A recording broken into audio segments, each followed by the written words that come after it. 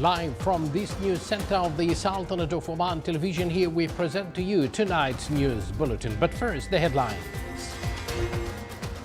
His Eminence, the Grand Mufti of the Sultanate, together with the citizens and residents, performed special prayers, supplicating to Allah, the Almighty, to relieve Oman and the whole world from the coronavirus pandemic.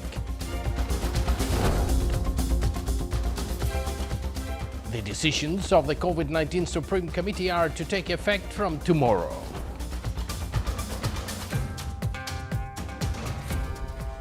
And a number of wilayas of the Sultanate witnesses rains with varied intensity due to the effect of trough of low pressure.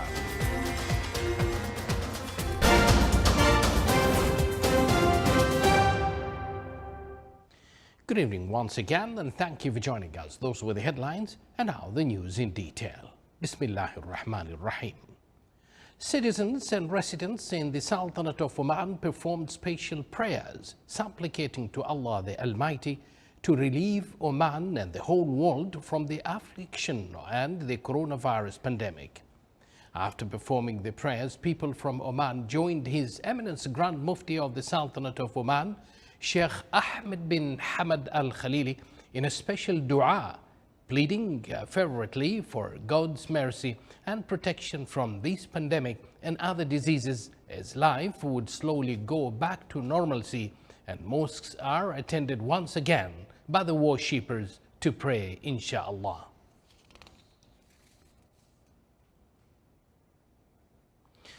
Decisions of the Supreme Committee tasked with tackling developments resulting from coronavirus COVID-19 will come into effect from tomorrow, 8th of May 2021, last until Saturday, 15th of May. The decisions include banning the movement of individuals and vehicles in all governorates of the Sultanate from 7 p.m. to 4 a.m., as well as all commercial activities throughout the day. The activities excluded from the ban include grocery stores, central markets for fruits, vegetables and fish, as well as slaughterhouses, which will operate at 50% of capacity. Fuel stations, health establishments and pharmacies. Home delivery services are allowed during the banning period.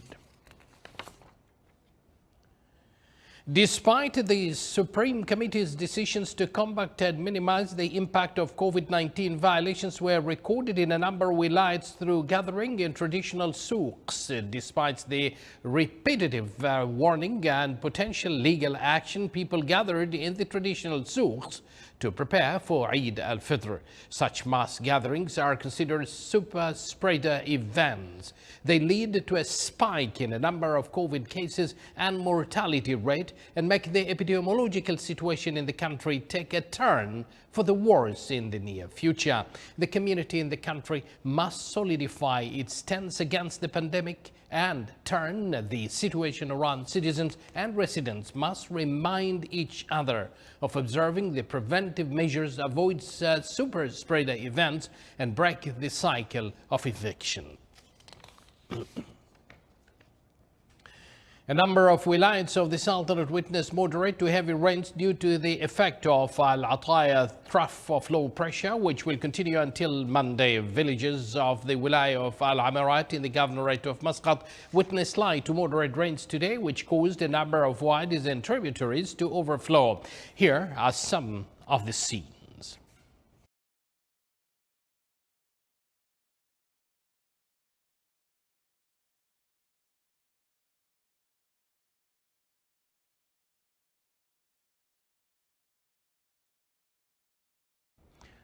On the other side, villages of the wilaya of Sur also witnessed light to moderate rains today, which caused a number of wadis and tributaries to overflow. Here are some scenes.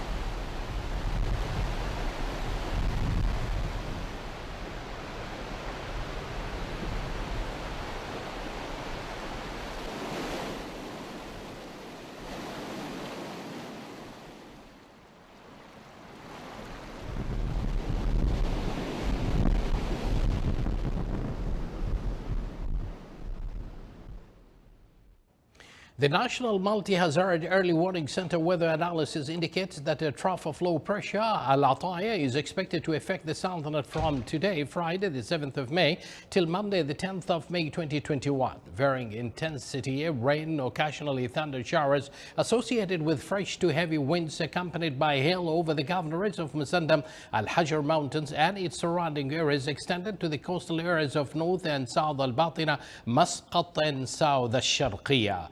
Flash floods are expected and chances of isolated rain on the governorates of Al-Wusta. Gusty winds are expected to blow, and beware of unstable flying objects.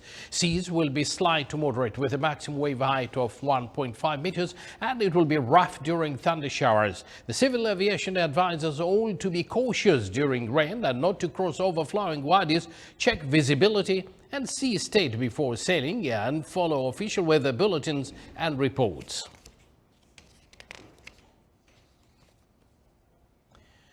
Within the framework of the national efforts undertaken by the Sultan's Armed Forces and the Ministry of Defense, and in the context of dealing with the effects resulting from the current weather situation in the governorate of North Al-Batina, especially the wilayats of Saham, Al-Khabur, Al-Suwaiq, the engineering services at the Ministry of Defense sent a set of generators to support the electricity sector and a number of heavy equipment to reopen roads and remove waste, in addition to water suction or tankers and sewage tankers. The specialists in engineering services continue to evaluate the situation to deal with these effects and to provide technical support to citizens and residents.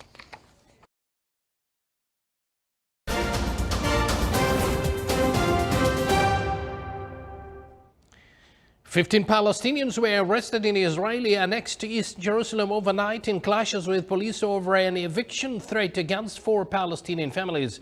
The second straight night of rioting in the Sheikh Jarrah neighborhood was fueled by a years-long land dispute between Palestinian refugees and Jewish settlers in the strategic district near Jerusalem's Old City. Tensions have been fueled by long-running legal case over the homes of 4 Palestinian families on land claimed by Jews, which is due to go before the Supreme Court on Monday. The United Nations has voiced concern over the violence and anti-riot police's use of water cannons, spraying fuel, smelling liquid. UN Middle East envoy Tor Wensland said developments related to the eviction of Palestine refugee families in Sheikh Jarrah and other neighborhoods in occupied East Jerusalem were very worrying. The Sheikh Jarrah families have provided evidence that their home were acquired from Jordanian authorities who controlled East Jerusalem from 1948 to 1967. Amman has intervened in the case, providing documents to support the Palestinian claims. World powers held the 4th round of high-level talks today in Austria, aimed at bringing the United States back into the nuclear deal with Iran, with both sides signaling a willingness to work out the major stumbling blocks. European Union spokesperson Alan George Matton said outside the meeting that the experts are said to continue their discussions over solutions in working groups, while the European Union is coordinating separate talks with all participants and with the US. Matton said the goal of all talks remains the full and effective implementations of the deal by all sides and the US return to a joint comprehensive plan of action. The talks began in early April, and Russian delegates Mikhail Ulyanov tweeted following today's meeting that there was an agreement about the process needing to be intensified.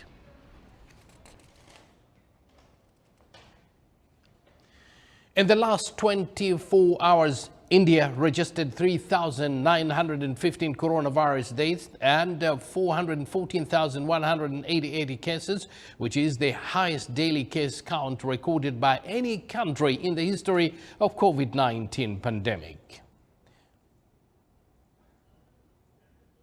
UNICEF, of course, is very concerned about this deadly daily surge in new cases. The wave is almost 4 times the size of the first wave, and the virus is spreading much faster. On an average, there were more than 4 new cases every second and more than 2 deaths every minute in the last 24 hours. Raise alarm bells for all of us. The pandemic is far from over. COVID-19 cases are rising at an alarming rate across South Asia, especially in Nepal, Sri Lanka, and the Maldives. By the virus, we aren't seeing yet any indication that the proportion is any different to what we saw in the first wave. However, the numbers are far greater. We've seen the virus entering a household. It just takes one member in the household to be affected, and it seems to spread like wildfire throughout the family. See the children are being orphaned. And we do see that there is a lot of trafficking of children, which is reported, children go missing. Those systems are beginning to pick up on numbers. And that's where we're trying to strengthen that there's a greater alertness around any family seeing that children have been affected, yet reported. UNICEF representative in India, Yasmin Haq. Japan extended today a state of emergency in Tokyo and 3 other areas until the end of May to stem a surge in coronavirus cases, but Prime Minister Yoshihide Suga reiterated that it is still possible to host Tokyo Olympics this summer. Japan is showing special and political strengths as the coronavirus spreads ahead of the Tokyo Olympics, which starts in 11 weeks. Tokyo lodged 907 new cases of coronavirus infections, up sharply from 635 when the state of emergency began in the capital last month. It's far above the target of 100 that some health experts recommend. Most Japanese oppose hosting the Olympics during a pandemic, while the government seems determined to hold the event. However, people are growing impatient and less cooperative, which could make the measures less effective. The postponed Olympics from last year are scheduled for July 23rd to August 8th. Indonesia's Mount Sinabung erupted today, spewing a massive column of smoke and ash up to 2,800 meters into the sky. The volcano in North Sumatra province started belching ash and volcanic material at 9 a.m. and the eruption lasted almost 6 minutes. Authorities have instructed residents to avoid a 5 kilometers radius around the crater, a zone that has been left unoccupied for years as volcanic activity increased. Sinabung, a 2,460-meter volcano, was dormant for centuries before roaring back to life in 2010 when an eruption killed 2 people. After another period of inactivity, it erupted again in 2013 and has remained highly active since. The following year, an eruption killed at least 16 people, while 7 died in a 2016 blast. Indonesia, an archipelago of more than 17,000 islands and isles, has nearly 130 active volcanoes. It sits on the Ring of Fire, a belt of tectonic plate boundaries circling the Pacific Ocean, where frequent seismic activity occurs. This is the Sultanate of Oman television. Before we end tonight's bulletin, here are the main points once again. His Eminence, the Grand Mufti of the Sultanate, together with the citizens and residents, performed special prayers, supplicating to Allah the Almighty to relieve Oman and the whole world from the coronavirus pandemic. The decision of the COVID-19 Supreme Committee are to take effect from tomorrow. And a number of wilayas of the Sultanate witnesses rains with varied intensity due to the effect of trough of low pressure. And with that, we do conclude this news bulletin, brought to you live from this news center of the Sultanate of Oman television, directed by Adnan bin Thani Al-Bahri and English editor Ahmed Al-Habsi. Now, once again, let's all stay alert all the time, all the places, by following all precautionary measures to stay safe and healthy. Good night.